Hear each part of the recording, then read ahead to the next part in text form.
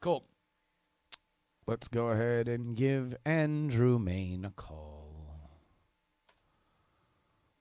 Skippity Skype, skippity Skype. Watch that Skype go. By the way, this is my third podcast today. I'm fucking banging them out. I'm working harder than Santa on Christmas Eve. For you. For you. Oh, shit.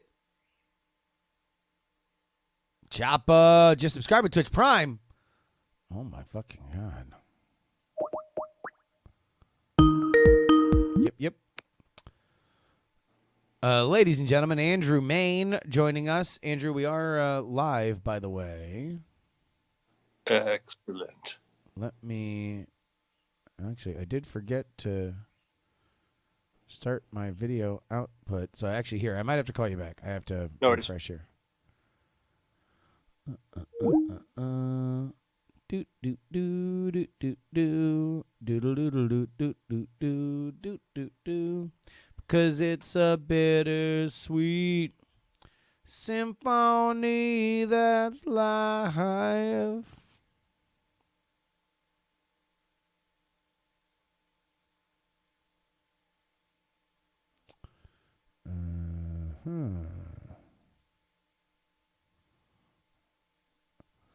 Space Cowboy, thank you so much. Let me quit Skype. Output.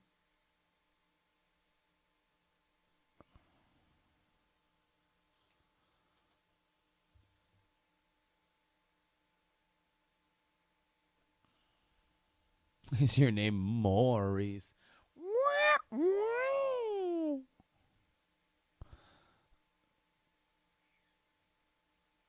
Do. Wirecast virtual camera. Here we go.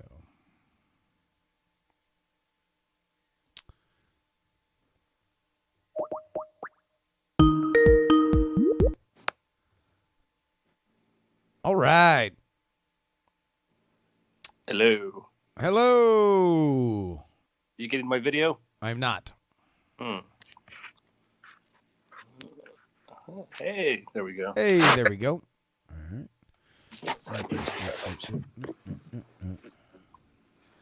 Sorry, we just in a fishing room.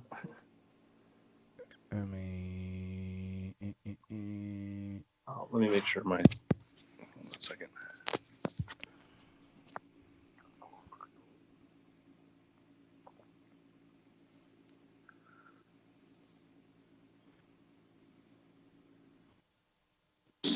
There we go. All right. Here, hold on. I'll center you in a second. No worries.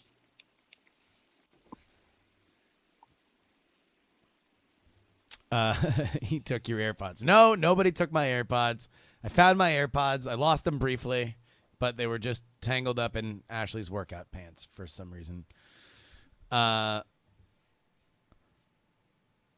you coming to us live from the parents' house, Andrew? I am live, yes, from my parents' house in Florida. All right, hold on. Let me center you. Cool thing is there was a SpaceX launch yesterday, and I woke up at like 8:50, and I'm like, wait, I think that's happening like right now. Ran out, looked out. I was on the second floor, just ran out onto the top of the stairs, looked through the window that overlooks they have a beautiful house here that overlooks like the Intracoastal and all that. I look out over and I see the trail to the SpaceX rocket up in the sky. Oh, that's amazing. Didn't even have to go outside. Well, that is certainly a benefit of being out there. Yeah. Hey, so did you see the new House of Cards viral video? We literally just watched it live on stream. Kind of the definition of weird flex, but okay. Like what? I don't know what's happening. Why that's his first statement. I don't think he said anything, right? Like, since everything went down, this is his first public statement as Frank Underwood campaigning for them to do another season of House of Cards, which is almost certainly not going to happen. Yeah. Oh no, I guess that is the first. Yeah, the first weird flex was him deflecting the initial charges by finally coming out and saying he was gay, which is like No, he was going to live life as a gay man. oh yes, that's it. He would now live life as a gay man. As It's opposed different to, than saying you're gay, apparently. yeah, as opposed to living his life as Kevin Spacey. Yeah. All right. Well, yeah. I guess. I mean, we'll just rock and roll with this one, huh? Yeah. All right. Here we go. In 3, 2, 1. Hello and welcome to the Weird Things podcast. I'm Adrian Main, joined by Justin Robert Young. Hi. It's Christmas Eve, friends. Thank you for joining us here on such a joyous occasion. Absolutely. I mean, for us at least. I mean, I'm sure there's some despair happening elsewhere in the world, but we're here. Yeah. Well, we're here for everybody. While Bryce and Brian are, spending time with their families and making lifelong connections and memories that nobody will ever forget, we know what's really important, and that is the weird news that you guys crave. Look, Santa can't deliver it. It's up to us. Yeah. We'll shunt ourselves off away, in my case, from my family and come to this. I'm glad we're doing this. I missed last week because I was traveling. And this week, some kind of cool, very cool, surprising news. And this is going to be a Merry SpaceX Mess episode. We've talked about how Elon Musk and SpaceX has been working towards developing the next generation rocket, which has gone through several different names: the ITS, the Mars Colonial Transporter, MCT, BFR for Big Falcon Rocket, and then the latest name, we're told, and probably the final name, is Starship for the upper stage, and then Super Heavy for the booster. Now, we knew that they were starting construction because they've told us this. They've been working on the engines. What makes this rocket special is that it's taking everything they've learned about rocketry so far and where they want to put the technology next and putting it all into a fully reusable stack that can do missions into low Earth orbit and can also send people to Mars. And the rocket also is different than ones before. Like the Falcon 9 rockets use RP-1, which is, kind of like jet fuel, like kerosene. The new one's going to use methane. It's going to be methane based, so it'll be a cleaner burn, very different than what they've used before. Methane's been used in rockets before, but this is a new thing for SpaceX. Much more powerful engines, incredibly powerful engines. And we knew they were starting construction on part of it. I've actually driven by. They have a facility in San Pedro, California, which is not too far from the SpaceX factory, where they're going to be working on construction of the large rocket. But also, they have in Boca Chica, they have facilities there in McGregor, Texas, where they're working on the rocket. And we just got photos from something that had not been announced. We knew they were working on developing basically a hopper. Like, remember when they tested the Falcon 9? They did the Grasshopper, which was the rocket that would go up and land over the farmland area. Yeah. Well, turns out that, they'd said, yeah, we're going to be building kind of a testing platform like that for the Starship, we'll call it now. And we got the first photos leaked of what people were unsure of what it was at first. Some people thought it was a water tower. Some people thought it was just some sort of equipment relating to, I think, a University of Texas project. But Elon Musk has all but confirmed what we're looking at is the first photos for the prototype for testing the engines for doing vertical takeoff and landing. We are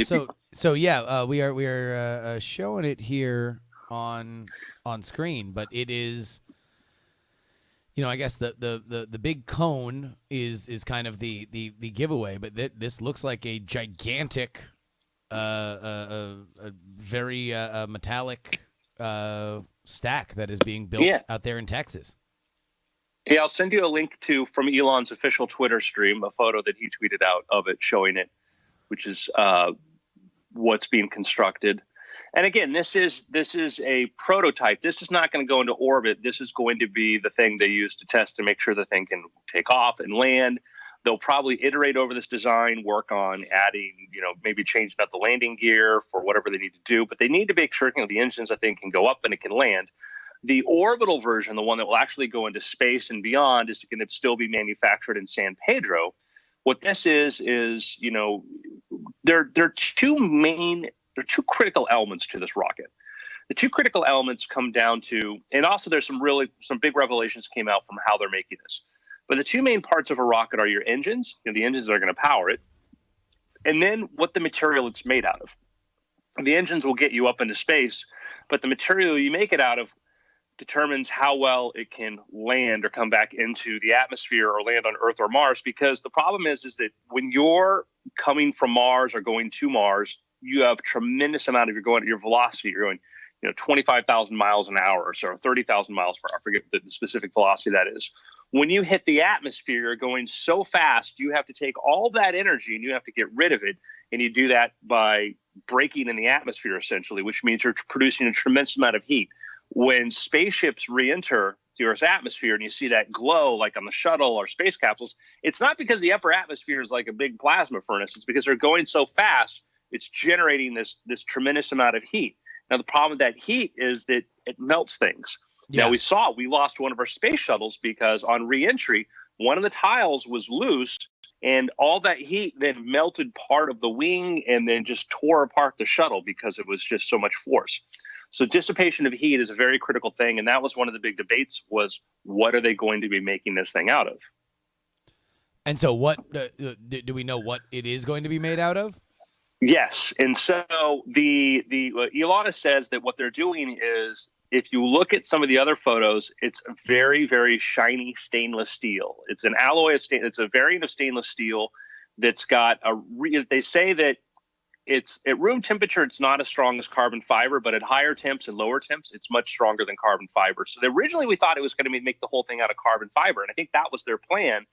But I think meanwhile, they were looking at using different alloys and stuff because carbon fiber has advantages. So no, this was the big thing that was like the freak out in the subreddit from a few weeks ago, where people were now questioning how much was the give back on capacity and lift and everything, because it was going to be a heavier material. Yeah, he said something heavier, and then people thought metal, and now apparently he's going to be using stainless steel. It's going to be highly reflective. Whether or not parts of it are still going to have, there's new materials they have that are super heat resistant. Stainless steel is really good at not absorbing heat, at being limiting that. So we'll see what's going to happen. But what they've talked about before is they're going to do a couple kinds of testing. First, you have this platform here. They're going to put 3 of their new Raptor engines, which are the methane burning engines. They're going to use that to power, because that's how many engines it'll need to land. They're going to have 3 Raptor engines in this. Take it off, land it, and probably increase the amount of weight that goes on board it.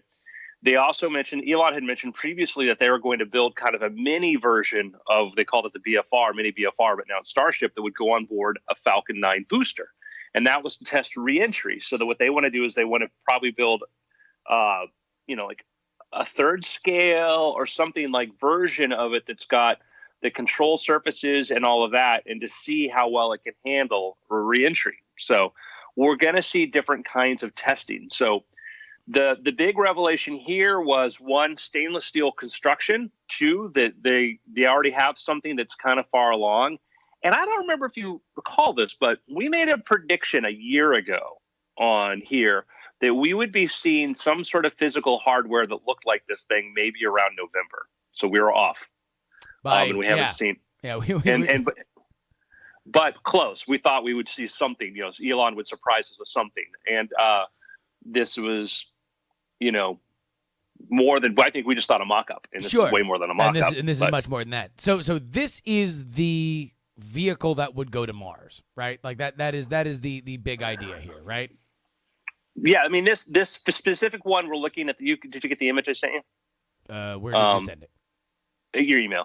So this is this thing that we're seeing constructed here. This will go up. This will go several kilometers up in the air and will land. But and it's actually going to be shorter than the orbital version. But this is the one that will test. Like the Grasshopper was used to test the engines for landing the boosters. This is going to use to test the Raptor engines and that hardware for landing. Sure, yeah, but Yeah. ultimately the vehicle that they are building. This is the Mars rocket. The Mars rocket, yeah. All right, Yeah. here we go. This is what Elon tweeted out: stainless steel Starship with a night builder. This is after sundown. With the nose cone and then the big the stack there next to it. Yeah, zoom into one of the cherry pickers on the stack if you can. Okay. Let me pull up something kind of cool too, which I'll send to you.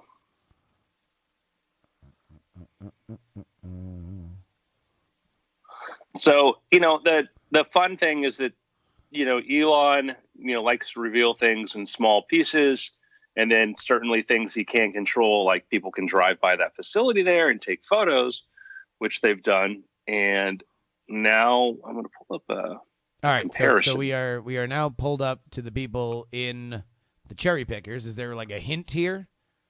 Well, look at the size. Look at the size, the scale of it. Oh, sure. Of how big? Yeah. No, I'm going to send you another one, which is a link or a. So just for our audio listeners, these are looks like industrial cherry pickers that are stretched to their absolute limit to get what looks to be at the very bottom of what will be a massive, massive, massive spaceship. Yeah, so I've sent you another one where somebody went in and they took all the images we've seen and composited together into like what the full stack will look like. And this isn't this is just for the hopper. The full version is going to be even taller than this, but they put the full stack next to a Falcon 9 with the crew capsule, and so you get an idea of just how big the upper stage is.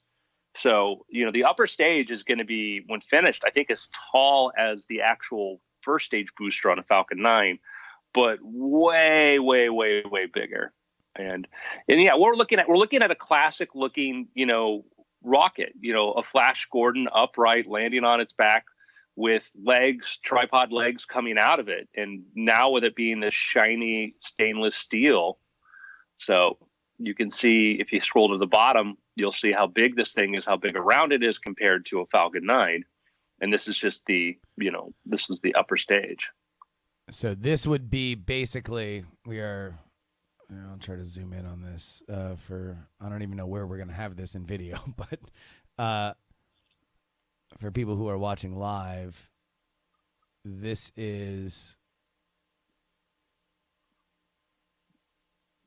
the composite of everything that has been shown so far, with the idea being that what's next to it is the initial mock-up of it. The one on the right is what they'll be. What they did is the thing is in several pieces right now. They have the lower section of the Starship, and they have several parts of it, part because it's so massive to work on and they have to still put fuel tanks in and everything else inside of there. And also just the scale, it's so big to try to work on this thing that eventually we're going to see probably a gantry system or something where they're going to have, like, I imagine to work on this, there's going to be like a scaffolding system and stuff.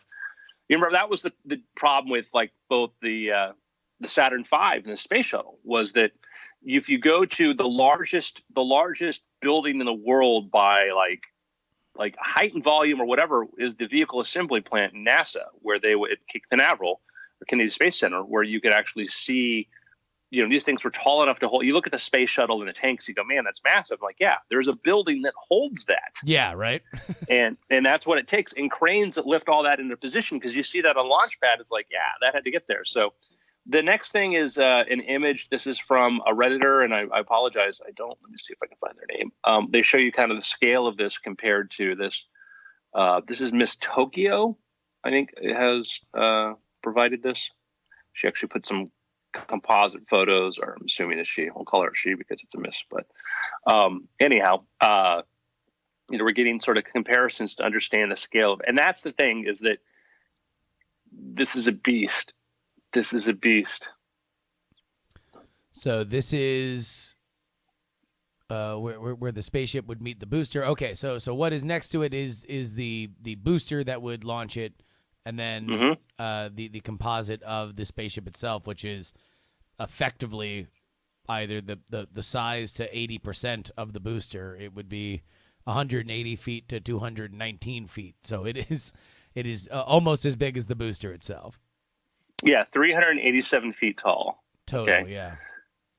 So yeah, that's incredibly, not quite twice as tall as the Falcon 9, but it's a massive thing. And looking at the scale of this thing, like with the people on the cherry pickers next to it, and understanding that that's not even the full scale version, it's big. And this wasn't the big. This is also what we call the downscaled BFR. The BFR originally was going to be much larger. Yeah. And then Elon Musk scaled it back because of funding issues, and realized that if they made a downscaled version of it, it could be useful for doing a lot of Earth, low Earth orbit, and so it could kind of fund itself from, work. So instead of just building a thing only for that long distance travel, this could actually pay for itself by running around the Earth a couple times. Yeah, exactly. Launching satellites, taking over what the Falcon 9 does. Yeah. Holy moly, man! That is crazy. So I mean, do you have any predictions for next year on what we will see? Elon had said that he wants to start testing. They're like, you see a crew working there at night, and the goal is he wants to start doing hop testing on this thing March or April. So we will start to see those famous drone footage, Texas launch, like those up and down videos sometime in the spring. Yeah, I mean, we could be 90 days away or a little more. I mean, Elon Musk, he'll be the first one to tell you about his timelines, but we were expecting to see hop tests maybe like later this year, like much later. But if he's saying this, March or April, then we'll probably maybe first half of the year. They've gotten better at their estimates for time frames. So we'll see. And that's going to be an interesting thing, because we're going to see something that's going to look a lot like the final product out there, taking off and landing. That's, it's got the construction on this, is the surface of this is this stainless steel, but it's not like this is not, you'll see some other pictures of this where it's very shiny, but it looks kind of like faceted. And that has to do with more the fact that this is not the one that has to do reentry. So the final version, they actually have their own foundry where they're going to be, they're about ready to have the foundry go online, and they're going to be producing their own, stainless steel and using materials that are made custom for them. So the final one's going to look a lot more fit and smoother than this version. This is basically to test, do these engines work? Can we take off? Does our fuel supply system work? Can we get what we need out of that system? And then we'll test the next stages of it. Well, very, very, very, very exciting stuff. I mean, anytime that you can get a physical glimpse of the future, I think that's kind of been the exciting part about SpaceX in comparison to how we've thought about space exploration in the past, is that in the past we've seen a lot of drawings, right? And then sometimes the reality is something less than. It is the rapid iteration has just, I think, spoiled us, considering how fast it's gone from an announcement to a prototype to hop tests to actually being in use, which is rad. But I'll tell you what, you guys can support us doing this kind of chatter by going to patreon.com/weirdthings. Again, patreon.com/weirdthings is where you need to go to make sure that you support this very show. A show that will come to you on Christmas Eve. Yes. Head on over there. Patreon.com. Who does that? Who does it? I mean, other than people who aren't, religious, or follow the Christian faith. Exactly. Other than that. Exactly. As I said in the newsletter, the freepoliticalnewsletter.com this morning, it is the Christmas holiday, or as our Jewish friends call it, that weird Monday and Tuesday where things are closed and have weird hours. So, all right. Andrew. Yes. What else is going on in the world of weird? Well, we had another cool space-related announcement, which was NASA has put out a photo. This was captured by actually the European Space Agency. Pardon me. This is the European Space Agency from their high resolution stereo camera. And what they've done is shown us a photo of Korolev crater, which is a crater on Mars, which is actually filled with water ice. And it's named for Sergei Korolev, who was the Russian genius behind much of their success in their space program. We had Wernher von Braun and had others working, but Korolev was a guy that made some amazing innovations, and that we didn't even know who he was because he was like a state secret. But now there's a big crater named for him. If you take a look at this thing, it's amazing. It's this couple miles deep ice, and it's 51 miles across. The deepest point, it's about 1 mile deep. So if you can find a Korolev crater, it's kind of a really cool image to look at and to think of that's kind of what, we're going to go see. So again, this was by the ESA, had done this with one of their satellites orbiting Mars, taking a series of photographs, and over time was able to put this thing together. Have you found it? Yes. So yeah, this is. There we go. There we go. Wow. Mars Orbiter sends a picture-perfect postcard back to Earth just in time for the holiday. The Korolev crater formed sometime in Mars's turbulent past, writes The Verge, when another object slammed into the northern lowlands of the planet, leaving a scar 50 miles wide and more than a mile deep, where ice water slowly accumulated. Wow, that is wild. That looks amazing. Yeah. That's one of the reasons that Mars is exciting, is that we see these photos. The photos we generally get from the surface of Mars are from the safest places to land probes, which tend to be, I wouldn't say boring, because there's a lot of they're fascinating places, but geographically they're very flat. We put them in plains. We tend to put them in places where we know the probes aren't going to have too much trouble landing. But Mars geography is way more than this wide open flat desert. Mars geography in certain places is way more variation actually than Earth has. Actually, if you look at the size of Olympus Mons, which is the largest above ground volcano in the solar system, this thing's huge, dwarfs anything on Earth.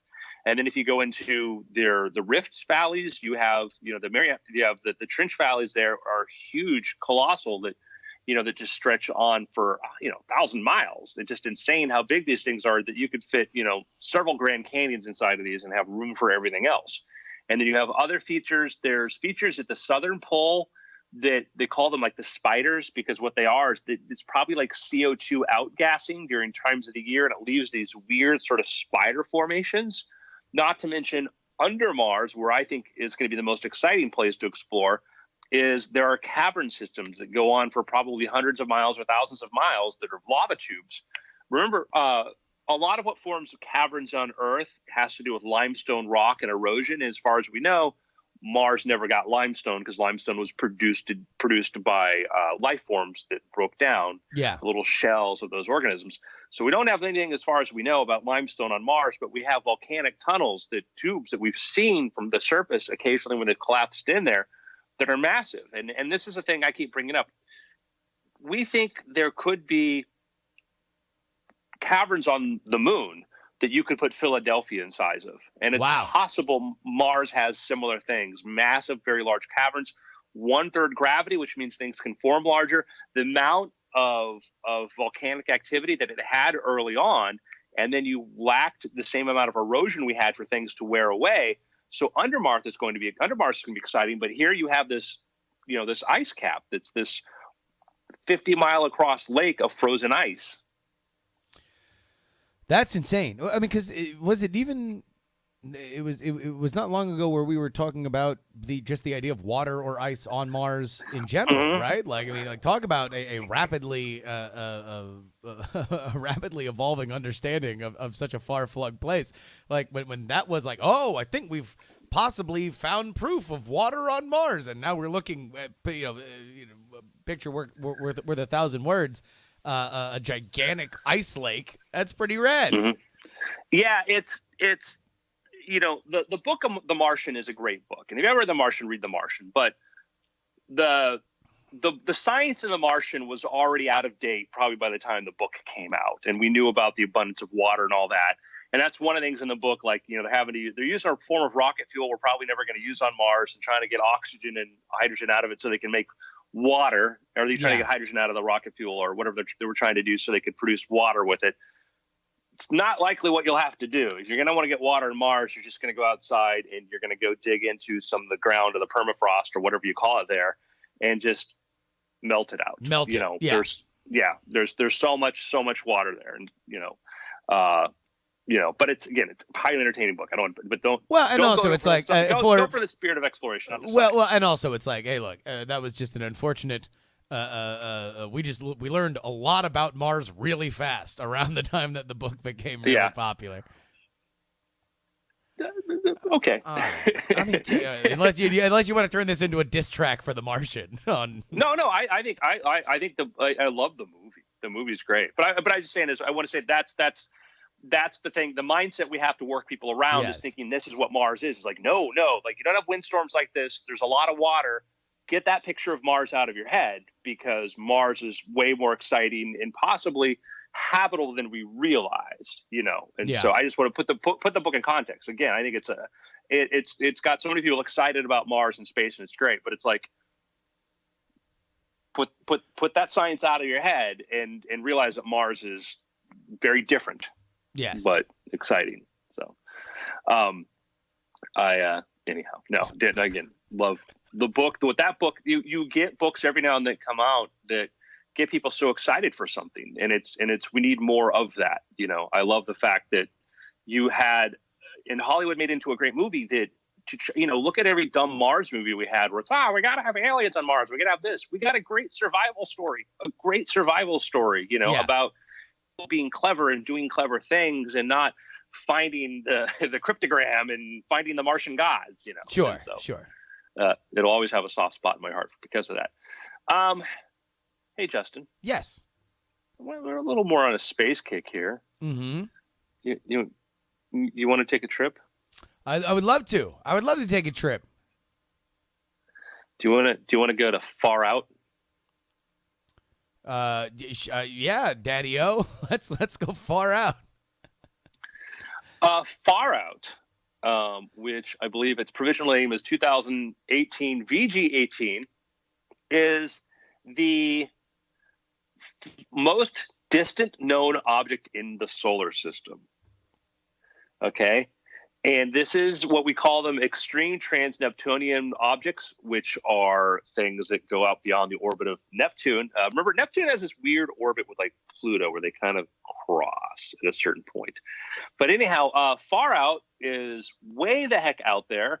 It's 120 AU, so you take the distance between the Earth and the Sun and times that by 120 times, and then you find Far Out. Now, Far Out's not the Planet X we've been looking for.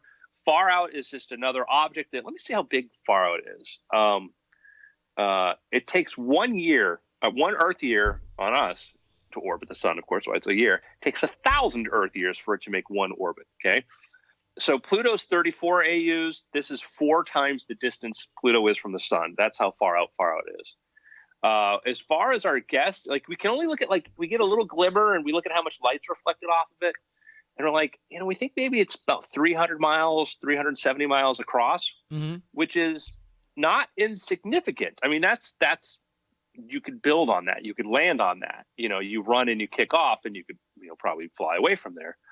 But it's what we call planets now. We have this sort of long definition, but we call it a dwarf planet. So it's a dwarf planet. Sure. So, but Planet X, what we're looking for, is still not Planet X, but this is sort of an exciting revelation. We talk about this here is that there's a lot more Far Outs out there. There's a lot more objects out there like that. And there's possibly, very, very likely, something way more massive than Earth way out there in the outer reaches of our solar system, which also means we could have Earth-sized objects out there or Mars-sized objects out there too, which is, if you think about like what space exploration means, it's not like we just go to Mars, we're like, hey, we're on Mars, great. Yeah. Now everything's done. We keep going further and further out. You can go to Titan, the one around Saturn, not the one that Thanos is from. You go to Titan and Europa around Jupiter. You've got these other moons which are massive and fascinating, and then we can keep going further out to places like far out and other objects and stuff. And if you want to have a rapidly expanding solar economy, then kind of awesome. So let's like rough guess time frame on something like that. Let's assume like what is a realistic idea for time frame for Mars? Like where we would put people on Mars, and then let's expand that out to how fast we could use it as a stepping stone to get even further out. So for Mars,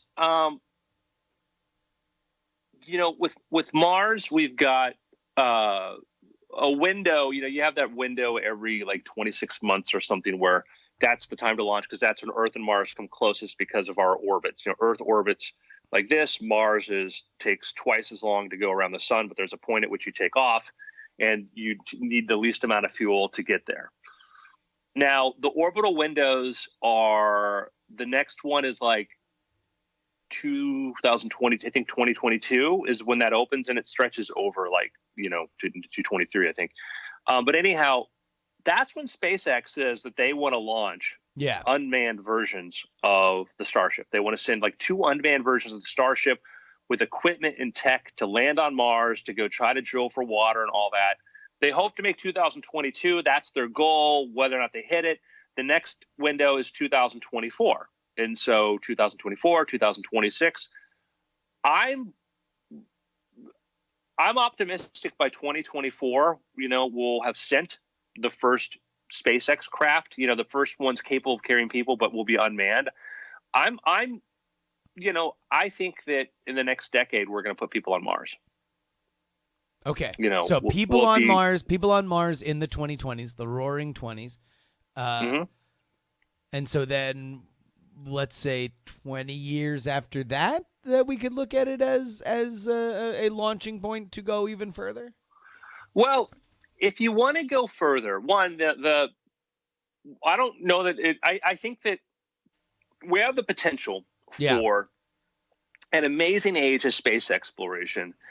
And, right now people are, talking about the stock market. The stock market had this big, huge correction, and it's in the short term, it's terrifying. In the long term, it's another one of those little crevices in the graph. And you look at the overall trend of the graph and you go, oh, okay, if I don't panic, I think I'll be fine. Space exploration, in my opinion, is going to be a big technology driver and could be a big driver for the rest of the 21st century, because of one of the things we find out with space exploration is when you're in weightlessness, you can make materials that we could not make on Earth. You can make semiconductors. You can create new classes of chemistry and things like that were not possible. And that's the biggest driving force of our economy now, is information technology, is computing technology. And it's not trying to find large amounts of raw resources. You don't want to go to Mars. If we found all the gold we wanted on Mars, it wouldn't make a difference. It doesn't really make a lot of sense to haul it all back. Like, this is not just like a mining colony. No, you have to think about it like we found a lot of cures and things like that in rainforests. We look to the ocean and we find a lot of biotech, and we've had thousands of years on Earth of playing around with materials and discovering the properties of things like iron and nickel and tin and these materials, or crystals. And we use lasers. That laser technology was driven by playing around with rubies and other materials and crystalline things. When you're in space, you have entirely new categories of things you can make in zero gravity, because in zero gravity, crystals can be much larger, much more pure, because they're not being squished by the ablative properties of being in gravity. We've talked about this before. Antibiotics that work perfectly well on Earth do not work. Some of them don't work as well, or don't work at all in space, and we don't know why. We don't have an explanation on the books that we've accepted as for why these things, because we think we know how they work, but you put in microgravity and they don't work, which means that there might be things that do work in microgravity. And if we understood why those things didn't work, it could give us an insight into biotechnology. Yeah. I've got a list of these things that, like, once you do here, you get to take all the innovations you created on Earth, and now you get to figure out next level versions of this because of what comes from doing experimentation. You go to Mars and you have geochemistry that was formed with 1/3 Earth's gravity, with different material compositions than we have on Earth. You're going to find things that are very similar, basic elemental, gold, uranium, they're going to be the same.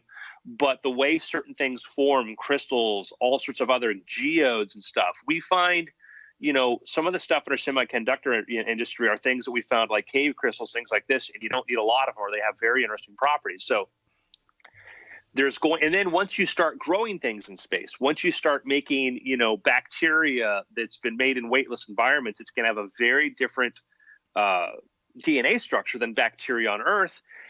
All of these things, what I'm saying is that, like, I think there's going to be a point at which there's usually the fake bubble, which I think we'll get once we go to Mars, and like, hey, let's do Martian exploration, and then it's the returns are going to be longer. It's like the internet. We had the crash in 2001, 2002, around that period.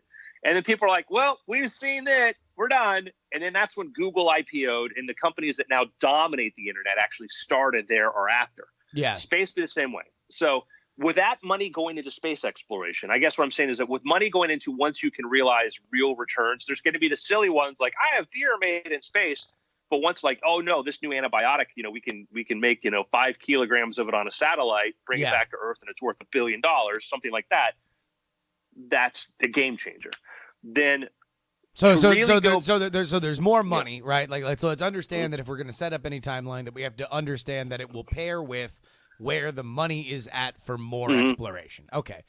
So if it's 2024, let's that we have a manned have any kind of touchdown on Mars, right? With on SpaceX projection, if we're going to then from there like chart out people on Mars, a colony on Mars, the business of Mars, that it will take a little sign graph of that economic boom and bust before we say, okay, this is a thriving part of an interstellar or a multi-planet economy, and now we can think about adding to that chain because we've understood how this makes money. So what we'll have is, I think we're going to get an increasing wave of exploration with rockets like the Starship, and then what Blue Origin's working on with the New Armstrong eventually. In that, we're going to get that, and you're going to get, as the cost is reduced a lot, you're going to look at like the Space National Geographic Society looking to send human missions and stuff to other places. NASA expanding. We're going to get a lot of that exploration. We're going to get this. The next big change is going to be when we radically change how we send rockets and how we propel them. Not getting off Earth, but actually around the solar system. And this is where we've talked about before. We actually had on as a guest Jonathan Madajan, who works at Dr. Phil Lubin's lab at UC Santa Barbara. And that's where they're working on laser propulsion. And laser propulsion is basically, you have a highly reflective disk, you shine a laser at it, and the photonic kick pushes this. And the bigger, the more powerful the laser is, the faster it goes. Right now, we have the tech to build it, but the cost is ridiculously high. 10 to 15 to 20 years from now, to talk about building super powerful laser systems in orbit around Earth and other places to send things ridiculously fast to the outer reaches of the solar system or even beyond, become possible. And I think that'll be, when you start talking about, back to your question about far out, about a place like that, that's when it becomes really feasible. That's when you could send something to there in a couple of weeks, and it would go right down past it until you have a system to kick it from the other direction. So anyhow, so 20 years from when we put a man on Mars, when we have a colony. Let's start it at, there is a functioning colony on Mars. How many years before we then use Mars as a stepping stone to go further out? Or do we not use Mars as a stepping stone? I guess what you're saying is that we'll figure out a way to just get stuff from Earth out. Well, the advantage of using Mars is the problem of using Mars as stepping stones. What do we mean by stepping stone? I think we're going to be going towards exploring these places well before there's a manufacturing base on Mars. Yes. We can't make an iPhone in the United States. We cannot make an iPhone in the United States. If you said, I want to start producing iPhones in the United States next year, making all the things here locally, you could not do it next year. 4 to 5 years from now, maybe. because the factories, the facilities, the infrastructure, the mines, all these things are spread out around the world. And when you talk about using Mars to, to try to explore the rest of the solar system, it could be a stopping point. It could be a point where you send hardware to it and we fill it up with methane there and send it off. But, to be building stuff on there. And I get this a lot. People are like, oh, we should be building stuff on the moon. And I'm like, eventually.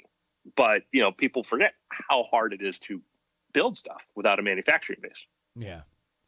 So I think it's concurrent. I think that while we're exploring Mars, we'll be exploring other places. That's the beautiful thing. It's not like we do this, then we can do this. Yeah. Let's go. We're going to be sending a starship around the moon while we're getting ready to send people to Mars. I don't think that people think of it as a prerequisite necessarily, or I don't think of it as a prerequisite, but I do think that there's probably going to just be an order of operations in terms of like, okay, well, we do this thing. And like you said, I think that it's very wise to look at any kind of expectation and timeline with, okay, well, where's the money? Like, why, where is this going to pay off for people? Because ultimately it's, while I think even something like totally altruistic, a governmental scientific exploration will be greatly benefited by all these products being cheaper and have already been, Yeah. Government projects tend not to last longer than administrations. And that's the problem that NASA's been dealing with for years is that, in order for NASA to get something funded, certain number of senators have to be very happy because there's projects going on in their state. You get a new president in place who's not too excited about space, which we've had happen. And often it's not the person you expect it to be. And then you get, you don't get to do the things you want to do. And you want to go where the money is. And I think the problem is that space tourism is cool. Like space tourism is cool. It's low hanging fruit. It'll be a neat thing, but is not the way to make a long-standing sustainable industry. If your goal was, I want to manufacture computers and I'm only going to manufacture 20 computers, 100 computers a year, because I think that's the total size of the market, you're going to be like the computing industry was for 30 years. Yeah. You have to sort of say, no, what's the real value here? The real value is everybody having one on their desktop. The real value is saying, what makes space cool besides, oh, this is really cool. It's the physics, it's the chemistry, it's all of that. And once that happens, I was excited because there was the mission. Remember a couple weeks ago, SpaceX launched Space Systems or Rocket Systems was the company that had like 34 separate smaller satellites on board. And they ejected all of them. And it was about 34 different institutions were able to come together and put payloads on there. When you can start sending up the Starship up and say, we're going to spend a month in orbit doing really crazy, cool experiments, and Nike can rent space, Estee Lauder can rent space. Everybody who, can, sign a check, can start doing research and stuff. That's going to be exciting. And I think that's the future. Industrial parks, not hotels. Not hotels. Yeah. Yeah. You want to get into picks? Let's do picks. I got a pick. All right. Folks, I'm ringing your doorbell, and I'm here to spread the good news about Aquaman. I loved Aquaman. The James Cameron Aquaman? The highest grossing movie of all time by James Cameron. Vinny Chase, right? That was the the Entourage character. Yeah. Right? Yeah. This starring Jason Momoa, directed by James Wan. Has with Elon Musk's ex-girlfriend Amber Heard. When the positive reviews first started coming out, I saw the trailer and it looked kind of big and dumb and fun. I was like, oh, okay, well, this seems like it could be something that I would enjoy. What I was not expecting was the fact that it is like very, very, very ambitious in its world building. I've seen some kind of criticism for it, that it is not the character study that let's say a Marvel movie is. Ultimately, by the end of a Marvel movie, I think no matter how ridiculous your characters are, like, you care about Michael Pena's character in Ant-Man, right? Like, you want him to succeed and do well, and whenever like he has a little subplot, you care about whether or not he's going to file papers on time because you care about him. I will say that Aquaman is not necessarily that. Like there is not deep, rich character work that you care about. A lot of the characters are kind of just moved along the board. However, it is, oddly enough, I keep coming back to kind of Lord of the Rings as sort of an explainer for this. It's like in the same way that Lord of the Rings, I don't know if I really knew the most about the hobbits as they made their way across. I knew that they cared about their mission. I knew that they cared about each other, but I don't exactly know if you were going to drop them into some other story exactly how they would react or something like. I didn't know the true heart of the Tree Ents. However, I enjoyed the fact that this was a big epic adventure that continued to bring us to new interesting lands and had amazing creature design and fun powers. There is just there's something really, really, really fun about that world. That's the thing. Somebody said, is it big, dumb fun? Yes, in moments. This is a movie that unironically, brings us into our second act adventure with a Pitbull cover of Toto's Africa. So that is an undeniable element of that DNA. However, by the time that you're at your fourth Atlantean kingdom, Atlantis is its own kingdom. I don't know, kingdom of the ocean realm that you are now exploring this mythology.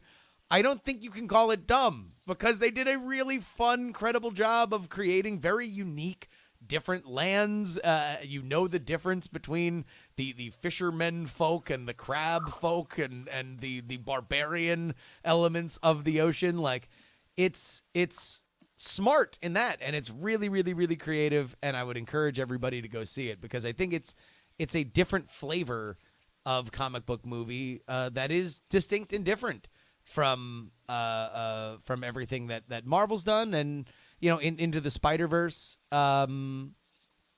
is fantastic. I think, I don't know if we talked about that on the show yet, but look, those are two great movies, and they're great for very, very, very different reasons. And here's where I would illustrate the difference. In Aquaman, the first time that you see Aquaman do Aquaman things, he, in a very straight-ahead 80s kind of moment, shirtless, ripped, tatted Jason Momoa walks through a burst water main in a very kind of like masculine 80s Schwarzenegger, Stallone kind of way, unironically. There's no wink at the camera. There's no joke to deflate the tension. It was just a straight ahead moment that had a woman in my theater audibly yelp. Like that is how masculine the moment is and unironic in it. That's not what Into the Spider-Verse is. And to its credit, it's a Phil Lord and Chris Miller movie. Every moment that you're going to have this thing, and not to say that they can't build the character moments, but it's meta, it's winky, it's funny. Like that's why the kind of thing that they do really well. It's the kind of thing that Marvel does really well. But I enjoy the fact that we can have both. And I think for the first time, I looked at a DC movie that wasn't Christopher Nolan, who just does Christopher Nolan things, and said like, oh, cool. This is what DC movies are. DC movies are a little bit more earnest and straight ahead. Not to say that they're not funny, that they don't have their moments where they make jokes, but that's a different kind of way to go about it. And I thought that was really, really, really, really cool.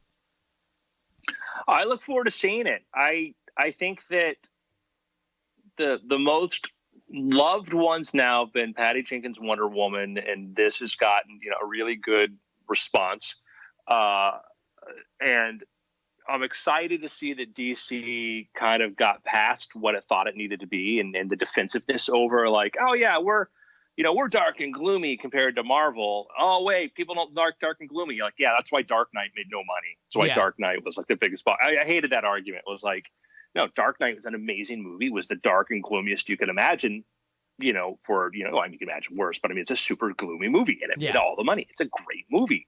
The other DC movies were literally dark, gloomy, and not that entertaining to me. And so now with Wonder Woman, which is a delightful film, and I'm excited to go see Aquaman. I like the idea that they found this sort of over the top sort of nature where they go. Very cool. Look, it's a movie where an octopus plays the drums. I'm just going to let you know that an octopus plays the drums, and it's rad. Nice. Well, that was sort of the weird thing too, was that when we first heard that we were going to get a new Superman movie after The Dark Knight, there was like, is it going to be in the same universe? Because Nolan worked really hard in the Batman movies not to even kind of get rid of magic, Ra's al Ghul and these other things that was more metaphorical, that, he wanted to make it sort of very realistic, gritty, kind of things, and sort of have ecological explanations for sort of everything. And then like, well, how are you going to do, Man of Steel, Superman story? And is he going to, was DC going to try to scale it back, make it a different origin that was more sciencey, whatever? And no, we got, kind of, crazy Krypton, all that sort of stuff. And then it kind of, now we're at like an octopus playing the drums. Sounds great. Yeah. I'm all for it. Yeah. Well, and it's, again, it's a moment, Rutu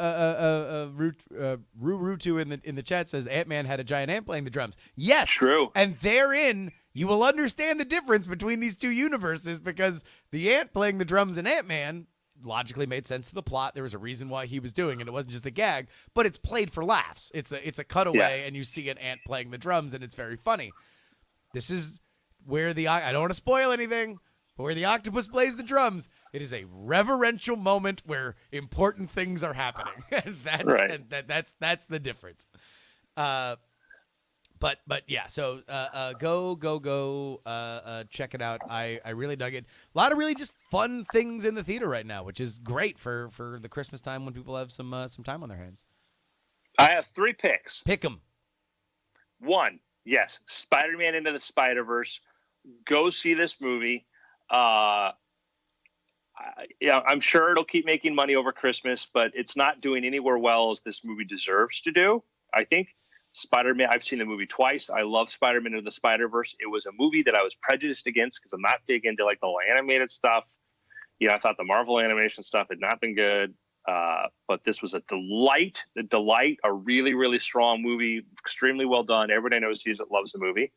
If you're a Transformers fan, I saw Bumblebee. Uh-huh. Bumblebee is delightful. Bumblebee is a kid's film, and you're going to have, why did this happen? And it's just quicker to have it happen that way. But Bumblebee is it's a story you're familiar with, in the sense of a, lost person get found by a, youthful person and helps them sort of connect and then have to fight the bad guys. But we get this set in the Transformers universe, directed by Travis Knight, who directed, some previous, stop motion films. This is his first live action film. Hard to call Transformers completely live action though. Yeah. Also Travis Knight's father is the founder of Nike, Phil Knight, right? Yeah. Yep. So, but Travis is very, very talented. So did a very, very good job. There was this reboot that we were told was supposed to be happening in the Transformers universe, which they had a whole writer's room and they brought in a bunch of people to help like write new stories. And that gave us Transformers The Last Knight. As far as I can tell, this has nothing to do with any. This is a prequel. It takes place in like 1987, so it's consistent with the Transform movies overall. But the one it's least connected to, I can tell, is like Last Knight, because in like Last Knight, they give you this entire history about Bumblebee, and Anthony Hopkins explained this in rapid fire. Not in here. Yeah. And very, very that movie, that writer's room project, or Last Night seems to have been, we just sort of pushed that off the stage. Yeah. Bumblebee's fun. Opens up on Cybertron. Get a big battle there. Kind of cool. And the design of the Transformers is a little bit more retro-y to kind of the toys. So that seems to have been the thing that people that I've seen have really kind of responded to is there specifically like right up front there is like fan service to old fans of the the toys and the cartoon and stuff like that, where it seems like it just gives all those that whole element like just a big warm blanket up front, like, oh no, trust us, this is going to be the movie that you kind of wanted the other ones to be from the start. Yeah, I mean, I think the Michael Bay ones serve their purpose. They're amazing, But it's hard to go. Where do you go with the story where it's like, the Decepticons are going to destroy Earth. The Decepticons are going to destroy Earth. But now we have the moon and this and that. My last pick. Yeah. I don't know if you saw this. Ballad of Buster Scruggs on Netflix. Oh, I loved Ballad of Buster Scruggs. That is man, what a world that we get to have that on Netflix and just kind of enjoy it the way that it was. But so fun. Like obviously the Coen brothers have a deep love for not only the Western genre in general, but also Western movies. And it was so fun to be able to just see their take on so many different versions of it, from the singing cowboy to the wagon train to the kind of like gothic metaphor of the desolate West. Like it was just so good. And then also just that first the first one with Buster Scruggs is just one of the most delightful things that I think I saw all year. It was absolutely, and because I didn't know what I heard maybe it's anthology, whatever, and so you watch that and then you're like, oh, this is a cool, anthology sort of series. Anthology, are comprised of smaller films, however you want to describe that. The big surprise for me was the performance in the one called The Meal Ticket, played by Dudley from Harry Potter. Oh yeah. That's all I want to say about that. It was, I thought, just I didn't realize it was him. Like I didn't know, and then I'm like, oh my god, that's Dudley. So all of it was great. Question: Does Bumblebee talk in Transformers? In the beginning, he does. Well, there we go. So anyhow, but yeah, Buster Scruggs. Buster Scruggs. It's the way to go. All right, man. Do you have any Christmas wishes to the Weird Things faithful? Don't start any fires. Well, there we go. A practical warning from a practical man. Yeah. All right. Is that about it for this episode? I think so. Thanks to everybody for joining us. It's been weird. There we go. Merry Christmas. I thought maybe follow through on. No. Awesome possum. Let me yeah. export this.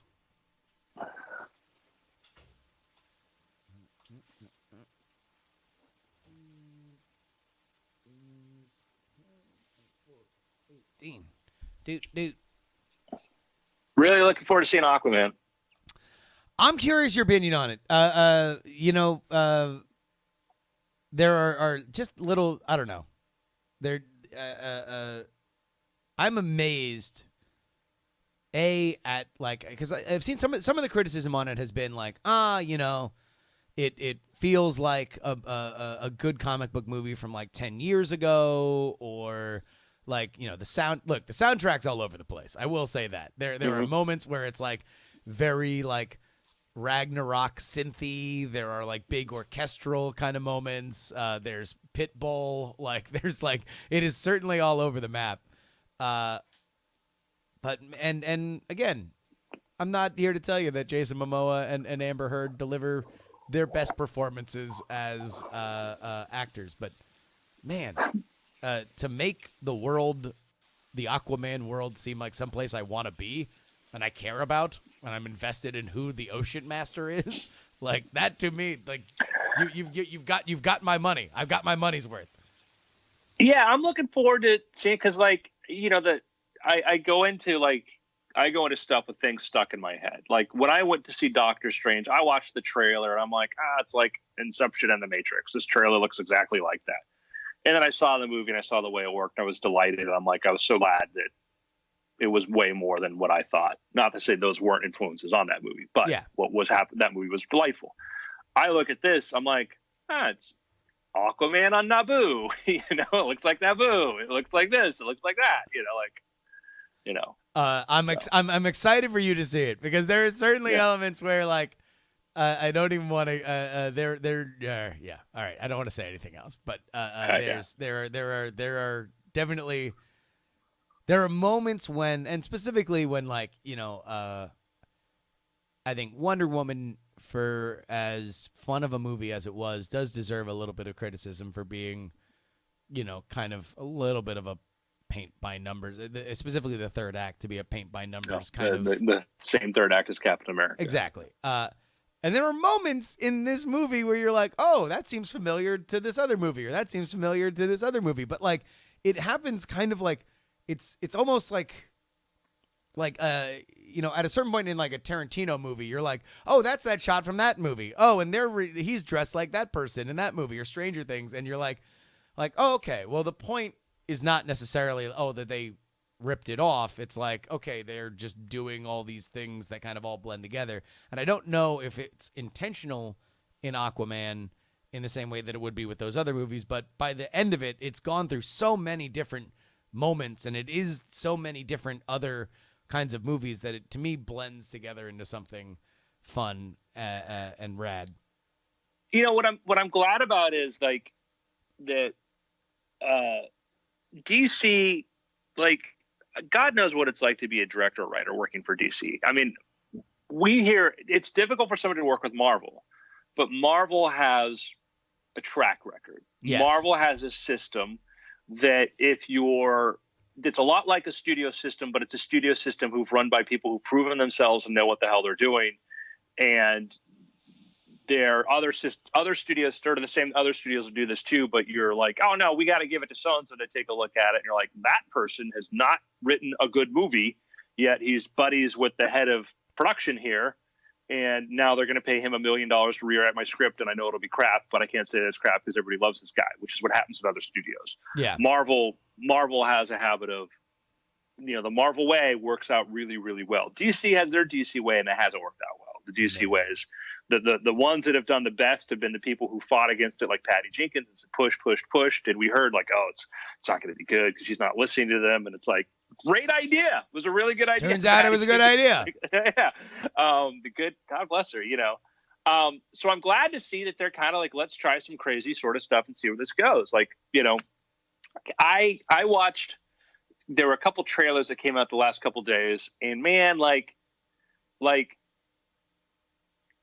I don't want to bag on something, but like, man, I was kind of really looking forward to a certain relaunch of a franchise, and I watched the trailer, and I'm like, and it's not Men in Black, it's another one, the franchise that I thought like the last one was pretty good, and I'm like, man, this is they went to the people that DC goes to when they have a bad movie, and they're like, put rock and roll in it, do this, Yeah, no, I agree. I had I don't know if you know what the hell I'm talking about. I was just trying to figure out the hell pun, but yeah, no, and that's the thing is, it's like I kind of felt like if you were gonna go in a direction after Guillermo del Toro, who you're not going to out creative universe Guillermo del Toro. And let me make this. I'm gonna have two things. First, yeah, I watched early footage of Wonder Woman. I'm like, man, this looks like CW TV movie. I watched, the trailer for Doctor Strange. I'm like,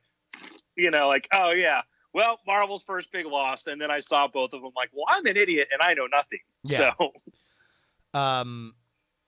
but yeah, I was confused with where they wanted to go with that. That trailer. Yeah. And I'll tell you what, Men in Black, I like the trailer, but it was also like, I don't know, it was a lot of gun shooting. Like, it's one of those things where like, and look, the Ghostbusters reboot turned out to be bad, but like that was another thing where it's like, we're gonna do like half the trailer about gun shooting and like a big battle. Like that's not why I liked Ghostbusters. It's not why I liked Men in Black. Like, sure, there's moments in which they have to get into these firefights, but like no one ever remembers, oh man, like those iconic shootouts in Men in Black. It's like, no, it's when he runs into Tony Shalhoub at the pawn shop and there's a crazy alien face popping out of his neck or something. Yeah. It's like Ghostbusters was cool because remember the first theatrical trailer for the original one was like in the New York Public Library. It's spooky. You feel like you're in a horror movie, and it was very much like other 80s sort of horror movies, like House and other stuff. And you're like, oh my god! And then all of a sudden, ghosts. Like, oh okay. but we got proton packs. Like, what? Yeah. Like, what is this insanity? This is awesome. This is amazing, But when it just sort of starts, at 88 miles an hour to begin with, you're kind of like, right, like, So I listen.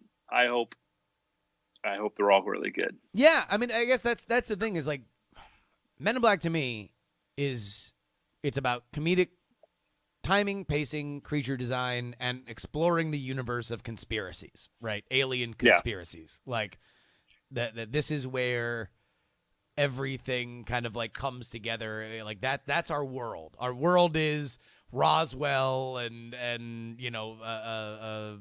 that kind of element, that there's this bureau that's trying to keep the public from understanding and all the conflicts that go into that.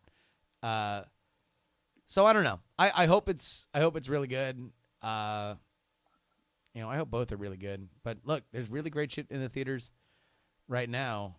So I would encourage everybody to go see a movie. Can I tell you something that's kind of crazy to think about?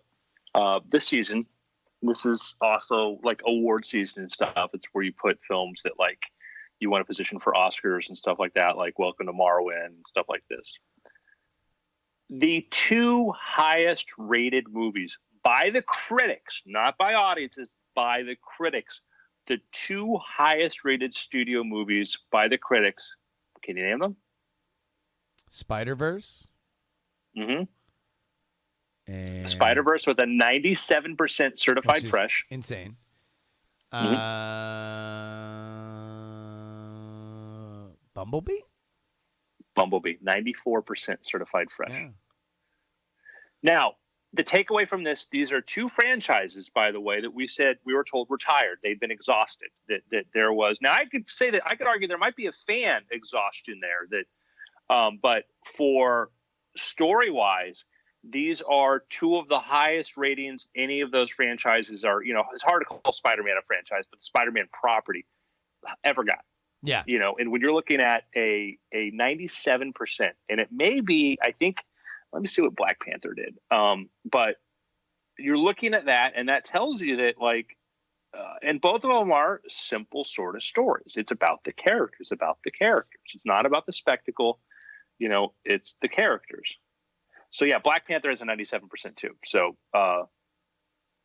but Spider-Man has a higher audience score.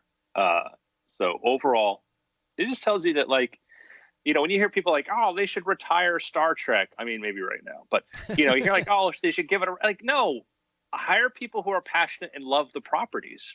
Yeah, hire passionate people. We had this conversation that there was like this. I forget some Q&A forever ago when they were trying to evolve DC out of the Nolan Batman movies and build their own Marvel kind of thing. And the question was like, well, how do you make a Martian Manhunter movie? And one of the guys that was involved in it was like, well, first you got to figure out a way to not call him Martian Manhunter. And it's like, that's the problem. The problem is he's got these people where it's like, no. Like I was invested on who became the Ocean Master. Like, that's the dumbest thing ever. It's the dumbest name ever, but it doesn't matter if you can invest people in there. Like, when I asked it was people, Goyer. It was Goyer. Yeah. Goyer who said, and he wrote, he gets writing credit on those, on the Nolan Batman movies. But yeah, his point was like, oh, well, you got to figure out a way to not call a Martian Manhunter. Look, if you're Christopher Nolan and you want to tell a story about Batman that is, for all intents and purposes, a crime film, then that's fine.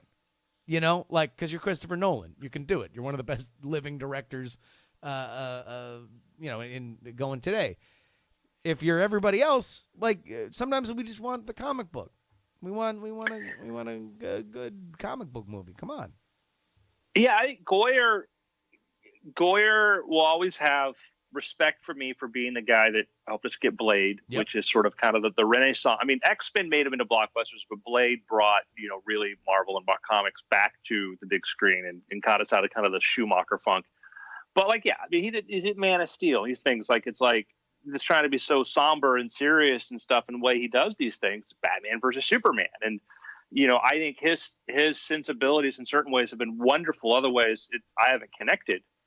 And it's also like, what do you want it to be? You're invested who got to be the ocean master. You think about like, I ask people, this is a question I like to ask people, what's the favorite book you read? Like, what was like one of the best movies you saw this year? And you know what number one movie comes up more often than the other? Best movie? What? Infinity War.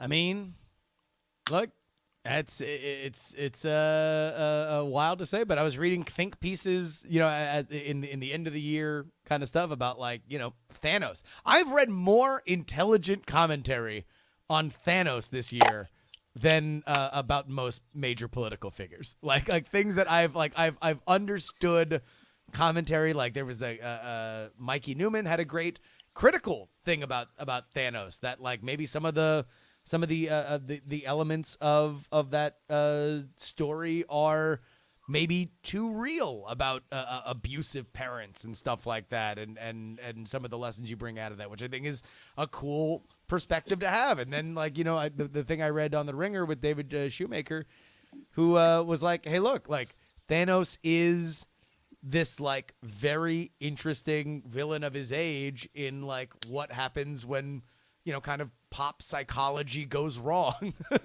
this like very like back of the envelope sort of plan, this nihilistic, or not really for him, it's altruistic plan to kill half of everything so the other half can live in abundance. Like that's kind of an amazing thing to wrap around a mega team up of a million different superheroes. Oh, yeah, it's we're watching a movie about a big purple CGI guy with a huge chin, and the moments in who's the villain, and when you feel for him when he has to kill, you feel for his pain, and he's a zealot. And it's the complexities are amazing. It's like, listen, we can go to China right now and we're going to see portraits of Mao.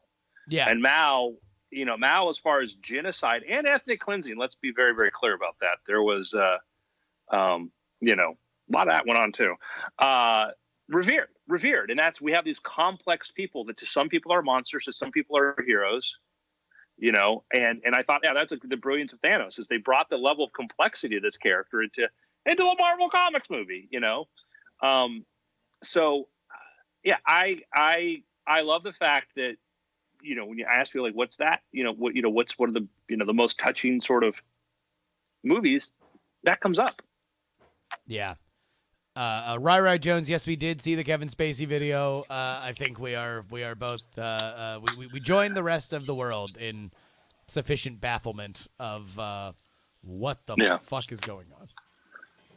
Yeah. But yeah, as far as like where, don't call it Martian Manhunter. Like, yeah, it's like properties. Kevin Feige loves comics. He loves Marvel. He loves these characters. He loves these stories. He's very happy in the role that he has. He brings people into Marvel to work on stuff who love this. You watch a Marvel movie and if you don't love these characters, you shouldn't be at that table. And you look at other studios and other properties and you're like, they don't like this. The people writing this. My frustration with Star Wars has been that like, I don't feel that. I think Abrams loves Star Wars as a whole, and I feel that was there in Force Awakens. But I don't think Abrams was spending, 24 months working on a story and everything for it. I think Abrams was doing that and showed up and did a very good Abrams job. But I don't feel as a whole like Star Wars is being run right now by people who love it. And I don't mean they got to be fanboys, but I mean people who are fanboys who've gone on to do cool stuff. Certainly to me, I will say this. I would like to see more exploration of the fishermen and crab kingdoms than I would in any of the new, specifically in Rogue One and Solo, than anything that was introduced to me in those movies. Like, I think it's like, okay, cool, it's a desert place, and it looks like Agrabah from Aladdin, and people they got space pistols. Cool. All right.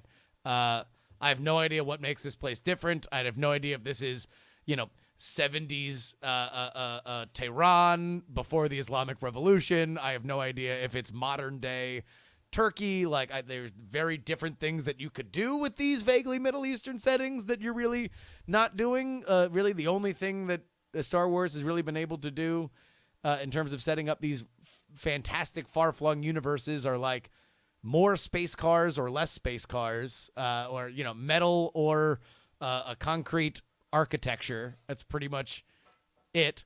Other than that, I don't know what makes them cool. I don't know what makes them interesting. I don't know how much more time I want to spend with them. But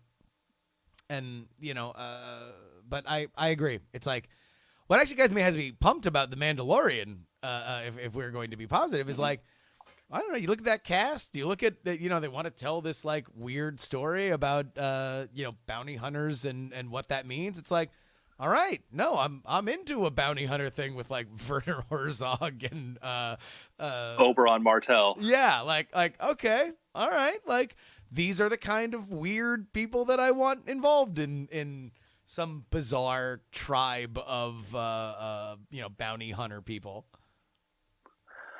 Yeah, I'm hopeful. I'm hopeful because I think Favreau's passionate about stuff, and he can deliver something great like Iron Man or Elf, and then he can give us a Cowboys versus Aliens, and then he surprises us again with something really awesome. So, yeah. I'm excited. Awesome possum. All right. Well, I think I'm gonna actually take a shower. Good. So I will be signing off here, but all right. I'm excited. Thank you for everybody for hanging out. Ashley will be streaming a little bit later today. I've been alerted by Bryce that the episode should be up in. Are you really, Tally? You're just busting my chops now because like 17 million people have asked us about the Kevin Spacey thing. All right. Well, yeah. Thank you guys so much for showing up. A very Merry Christmas to all of you as we play you out. Merry Christmas to all. And to all, a good night.